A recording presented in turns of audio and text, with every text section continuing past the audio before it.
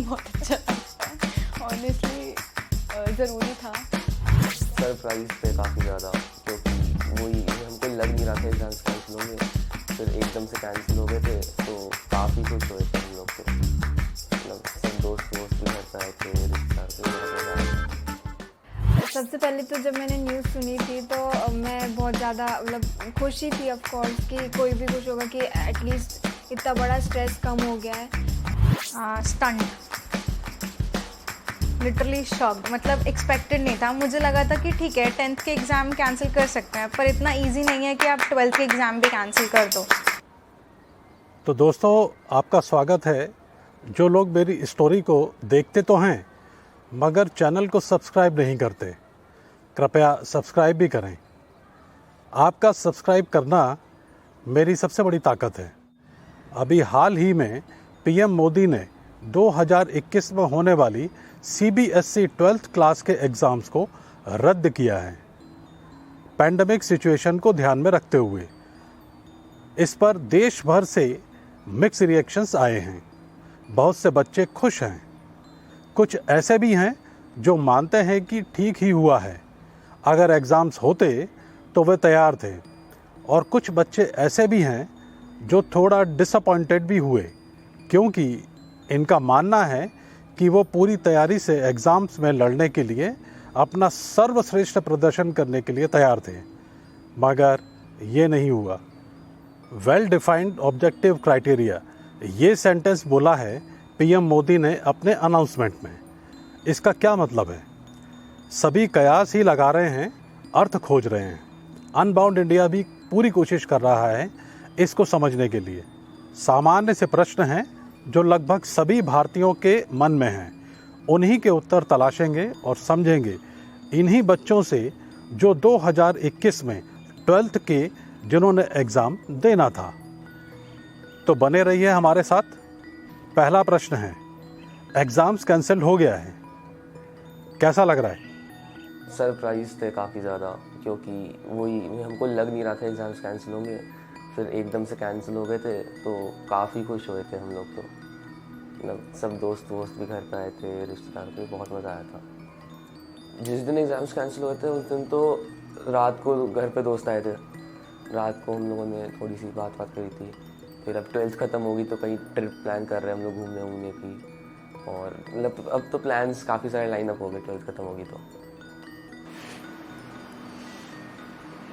नहीं, पर अभी मैंने इसको कोई सेलिब्रेट नहीं किया, बिकॉज अभी मेरे पास फर्दर एम है। मेरे को I have to crack NEET 2021, so उसके लिए अभी I am concentrating on my studies only. Celebrate तो मैंने किया नहीं, घर पे ही थे हम लोग, और बस सेलिब्रेट हमने कुछ किया नहीं। ऐसा था कि फ्रेंड्स नहीं, घर पे ही कुछ मीठा बना के खा लिया था, और फ्रेंड से बात करते करते थोड़ा खुश हो गए थे कि हाँ एटलीस्ट बोर्ड्स कैंसिल हो गए हमारे। सारे फ्रेंड्स खुश हैं? हाँ, मोस्ट ऑफ फ्रेंड्स तो सेलिब्रेट भी करने चले गए थे। वैसे तो सभी खुश हैं। बहुत अच्छा लगता है ऑनेस्टली, ज़रूरी था। और क्योंकि इतने हमने प्रिकॉशंस के बाद भी जो सेकेंड वेव आई हमसे नहीं संभली, वो तो बहुत ज़रूरी था। अगर 1.5 घंटे का भी एग्ज़ाम होता तो उसमें कुछ वो नहीं था कि हमें कोरोना नहीं होता तो 5 मिनट में भी हो जाता है। तो बहुत अच्छा किया नरेंद्र मोदी जी ने कि कैंसिल कर दिया। So you are happy? हाँ। मार्च 2020 से लॉकडाउन लगा हुआ है, तब से स्कूल, कॉलेजेस और यूनिवर्सिटीज़ बंद पड़े हैं। रेगुलर क्लासेस हुई ही नहीं हैं। साइंस सब्जेक्ट के स्टूडेंट्स लैब्स और प्रैक्टिकल से दूर ही हो गए हैं। ऑनलाइन क्लासेस ही चालू थी। हर बच्चे का अपना एक एम होता है, एक टारगेट होता है, जहां उसे आगे की पढ़ाई करनी होती है कि कौन सा कॉलेज मिलेगा या किस यूनिवर्सिटीज़ में एडमिशन लेना है। बच्चे किस तरह से देख रहे हैं, क्या तैयारी है उनकी, आप भी ज़रा सुनें। और टारगेट तो मेरा, मैंने जब बहुत रिसर्च किया और टारगेट मेरा बीटेक से हट के बीएससी पे हुआ, और मैंने सोचा कि बेटर है कि मैं गवर्नमेंट कॉलेजेस ही ढूंढूं और बीएससी करूं उसमें। तो यही था मेरा टारगेट। मैंने हमेशा से एक अच्छी तैयारी करने की कोशिश करी है एंड ये चाहा था कि 12th में 95% से ज़्यादा मार्क्स स्कोर कर पाऊँ और नीट में मिनिमम 650 मार्क्स स्कोर कर पाऊँ, जिससे मौलाना आज़ाद दिल्ली वो मिल जाए मेरे को। मेरी कुछ बहुत ज़्यादा तैयारी नहीं थी कि कोई ऐसे सेट टारगेट नहीं था कि यही कॉलेज में जाना है। बस एक ब्रॉड आइडिया था कि मेरे को ड्राइंग का बहुत शौक़ था, तो एनिमेशन की फील्ड में मेरे को कहीं ना कहीं जाना था। मेरा टारगेट तो सबसे पहले DU का ही था, सबका ही होता है, और IIM, सिम्बायोसिस, क्राइस्ट।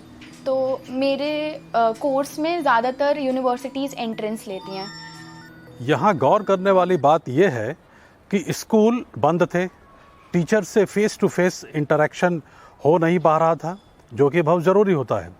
स्टूडेंट्स का आपस में GD नहीं हुआ, यानी जनरल डिस्कशन जो आपस में हम बात करते हैं अपनी स्टडीज़ के दौरान पे। इससे एक अंडरस्टैंडिंग बनती है, एक्सचेंज ऑफ आइडियाज़ होते हैं एक दूसरे को समझने के लिए, अपनी तैयारी करने के लिए। ये सारी तो हुई नहीं। इन डिस्कशन से, इन एक्सचेंज ऑफ आइडियाज़ से एग्ज़ाम्स की तैयारी करने में एक मोमेंटम मिलता है, बड़ी मदद करते हैं ये सारी की सारी बातें। ये सब तो हुआ नहीं, सब कुछ वर्चुअल था, यानी ऑनलाइन था। ऑनलाइन पढ़ाई हो रही थी, हमने देखा है इसमें। क्या वाकई बच्चों की पढ़ाई हुई थी? असर तो बहुत ही हुआ है। मतलब जैसे अगर जब मैं ऑफलाइन क्लासेस होती थी हमारी, तब फोकस मेरा हमेशा ज़्यादा रहता था। अब ऑनलाइन क्लासेस की वजह से फोकस कम हो गया था, और पढ़ने के लिए जो एक वो होता है ना, जो इच्छा होती है, वो थोड़ी कम हो गई थी। फ़र्क तो काफ़ी पड़ता है, क्योंकि ये सब हम पहली बार देख रहे थे और पहली बार हमने ऐसे ऑनलाइन करा था, और काफ़ी, क्योंकि इन्वायरमेंट भी नहीं बढ़ता पढ़ने में। आप अगर घर पे बैठे हो, अपने बेड पे बैठ के पढ़ रहे हो, तो उतना हमें नहीं होता कि हम पढ़ें। बहुत बच्चे आते भी नहीं थे, कुछ कैमरा नहीं खोलते थे, अपना माइक नहीं खोलते थे, तो टीचर्स को भी काफ़ी परेशानी हुई और स्टूडेंट्स को समझने में थोड़ा दिक्कत हुआ। तो दिक्कत तो थी। Of course regular classes online classes से बेटर है। रेगुलर क्लासेस में आप अपने टीचर से इंटरेक्ट कर पाते हो, उनको अपने डाउट अच्छे से एक्सप्लेन कर पाते हो, और आपकी फिज़िकली जब अपने फ्रेंड्स से, टीचर्स से मिलते हो, आपका माइंड भी फ्रेश होता है, आप अपना काम और एफिशिएंटली कर पाते हो। तो regular classes are much better than online classes, पर पैंडमिक था तो we have to adjust with online classes also. वही 50% ऑफ टाइम्स हम लोग पढ़ रहे थे और 50% ऑफ टाइम्स हम लोग कहीं लॉस्ट थे। वही क्लासेस चल रही है, किसी दोस्त का साइड में से मैसेज आ गया, कोई मजाक कर रहा है, आधी क्लास जूम मीटिंग्स ज्वाइन कर रही है, आधी क्लास नहीं कर रही है, कोई बीच में लीव कर रहा है। तो डिस्टर्बेंसेस काफ़ी ज़्यादा थी, टीचर्स सही से नहीं पढ़ा पा रहे थे, उनके लिए भी नया था ये सब। अब सरकार ने अपनी सफाई में ये कहा है कि लंबे कंसल्टेशन के बाद, एजुकेशन एक्सपर्ट से चर्चा करने के बाद, उनको सुनने के बाद जनहित में ये फैसला लिया गया है। PM मोदी ने भी कहा है वेल डिफाइंड ऑब्जेक्टिव क्राइटेरिया, इसके तहत ही रिजल्ट तैयार किया जाएगा। अब सबसे बड़ा यक्ष प्रश्न यही खड़ा होता है कि क्या वो फार्मूला कौन सा है जिसके तहत ये रिज़ल्ट तैयार किया जाएगा। तो चलिए, कयास लगाने से बेहतर है कि स्टूडेंट से ही समझा जाए कि उन्होंने इसे किस तरह से समझा है। इतनी मतलब कुछ समझ में नहीं आ रहा कि रिज़ल्ट कैसे आएगा, क्यों आएगा, बट वी आर रीअश्योर्ड, क्योंकि स्कूल वाले भी तो अपना रिज़ल्ट ख़राब नहीं करेंगे। सो ऐसा नहीं है कि हम लोग को बहुत डर लग रहा है कि परसेंटेज नहीं आएगी, जितनी चाहते थे उससे कम आएगी प्रॉबेबली, लेकिन एग्ज़ाम्स कैंसिल हो गए तो जो मिल रहा है वही सही है। मेरे पॉइंट ऑफ व्यू से तो मतलब उन्होंने ये कोशिश की होगी कि 3 साल में जो बच्चे का परफॉर्मेंस रहा है उस पे देखें, बट मुझे लगता है या तो वो 2 साल उन्हें चूज़ करना चाहिए था 11th 12th, क्योंकि लास्ट ईयर तो पूरा पैंडमिक में निकल गया, तो तब तो सबकी पढ़ाई बहुत ज़्यादा डाउन हो गई थी। तो may be 9th 10th 11th का अगर वो देखें तो मतलब तब तो मोस्टली बच्चों की परफॉर्मेंस एवरेज तो रही होगी, तो उन सब का अगर एग्रीगेट निकालेंगे तो हो सकता है कुछ अच्छे परसेंटेज आ जाए, और टीचर्स भी अगर थोड़ा हमें लीनियंटली मार्क करें तो हो सकता है परसेंटेज अच्छे आ जाएं। PM हमारे ये कहना चाहते थे कि 10th 11th और 12th के मार्क्स कंसिडर कर वो एक क्राइटेरिया बनाएंगे जिससे रिज़ल्ट बनेगा, क्योंकि पैंडमिक टाइम में एग्ज़ाम्स नहीं हो पाए, इसलिए वो ट्राई कर रहे हैं कि एक सबके लिए एक अच्छा रिजल्ट बन पाए जिससे आगे प्रॉब्लम ना हो। स्टूडेंट्स की बातों से अगर आप सहमत हैं तो कृपया कमेंट करें। चलिए, उस फॉर्मूले के तहत रिजल्ट्स भी आ ही जाएंगे, तब आगे की लड़ाई कॉलेज या यूनिवर्सिटीज़ में एडमिशन लेने के लिए क्या आसान होगी? क्या कॉलेजेस तैयार हैं इस अनप्रेसिडेंटेड सिचुएशन को एकोमोडेट करने के लिए? इस पूरी बातों पर स्टूडेंट्स की क्या अपनी राय है, ज़रा ध्यान से सुनते हैं। इफ़ेक्ट तो डेफिनेटली करेगा ही, पर ऐसा है कि जिस फील्ड में मैं एम कर रही हूँ उसके अंदर बोर्ड का रिज़ल्ट अप्लाई नहीं होता है, केवल एप्लीकेशन फॉर्म के टाइम पर होता है, जिसमें हमें एक मिनिमम क्वालिफिकेशन क्राइटेरिया फिल करना होता है। उसके बाद तो जैसा आपका रिज़ल्ट आता है, रैंक आता है, उसके हिसाब से आपको कॉलेज मिलता है। तो बोर्ड का रिज़ल्ट मेरे लिए केवल वहीं तक है कि आपको कितना, मतलब एप्लीकेशन फॉर्म फिल करने के लिए आपके इतने परसेंटेज हो कि आप वो फिल कर पाओ, बस। हमको बेसिक आइडिया यही था कि ये परसेंटेज तो आई डोंट थिंक सो कि कहीं पे ज़्यादा काम आने वाली है, क्योंकि कोविड ने सबकी परसेंटेजेस ख़राब कर दिया, कुछ की ज़्यादा कर दी, कुछ की कम कर दिया। सो आई गेस कि कॉलेजेस वगैरह एंट्रेंस एग्ज़ाम्स लेंगे अपने, जिसमें हो सकता है पहले से ज़्यादा डिफ़िकल्ट करे, थोड़ा सा ईज आउट करे। अब उसका आइडिया मेरे को नहीं है, लेकिन प्रॉब्लली सारे कॉलेज अपना एंट्रेंस एग्ज़ाम्स करेंगे, फिर उस हिसाब से वो मेरिट निकाल के फिर एडमिशन लेंगे जितनी भी सीट्स होंगी। हाँ, जिन लोगों ने तो पूरे साल अच्छा परफॉर्मेंस दिया उनके लिए तो ऑफ कोर्स अच्छा होगा ही। जिनका ग्राफ अप डाउन गया है उनको थोड़ा प्रॉब्लम हो सकती है कि उनका एवरेज परसेंटेज आए। अभी हाल ही में संपन्न हुए कुछ राज्यों के चुनावों की तारीखें और 12th बोर्ड 2021 के एग्ज़ाम्स की जो डेट्स जो थी वो लगभग एक ही थी। सरकारों ने चुनावों की तारीख पर फैसला आसानी से ले लिया, मगर इतना बड़ा फैसला जो कि भारत के भावी युवा के सीधे भविष्य के साथ जुड़ा था, फैसला नहीं ले पाए। बहुत सारे प्रश्न खड़ा करता है, तब जबकि हम सभी जानते हैं कि कितना कठिन समय था दोनों ही परिस्थितियों के लिए। देखा जाए तो ये लास्ट चांस ही था। अब इतना आगे सेशन एक्सटेंड हो चुका है कि इसके आगे करने पर हमारे बाद वाला सेशन भी डिस्टर्ब हो सकता था, और अब क्योंकि बहुत सारे लोगों के साथ बहुत सारी प्रॉब्लम्स हो चुकी हैं, उसकी वजह से वो लोग अच्छे से पढ़ाई नहीं कर पाए, या किसी के घर में ही कुछ ऐसी प्रॉब्लम हुई जिसकी वजह से वो नहीं कर पाए, तो अब तो ये लास्ट चांस ही था करने का। आपकी क्या राय है? एग्ज़ाम कैंसिलेशन की टाइमिंग क्या सही है? क्या ये फैसला पहले लिया जा सकता था? आप अपनी राय कमेंट के माध्यम से ज़रूर हमको दें। चलते चलते एजुकेशन एक्सपर्ट का क्या ओपिनियन है इस पूरे प्रकरण पर, ज़रा ध्यान से सुनते हैं। मैं समझता हूं कि पिछले एक साल में, पेंडेमिक के साल में, ये पहली बार है कि जब प्रधानमंत्री जी ने खुले मन से बच्चों के बारे में सोचा है और उनकी मन की बात को जाना है।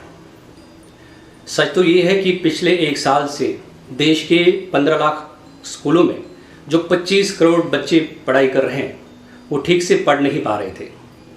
कहीं पे मोबाइल नहीं है, कनेक्शन नहीं है, कनेक्टिविटी नहीं है।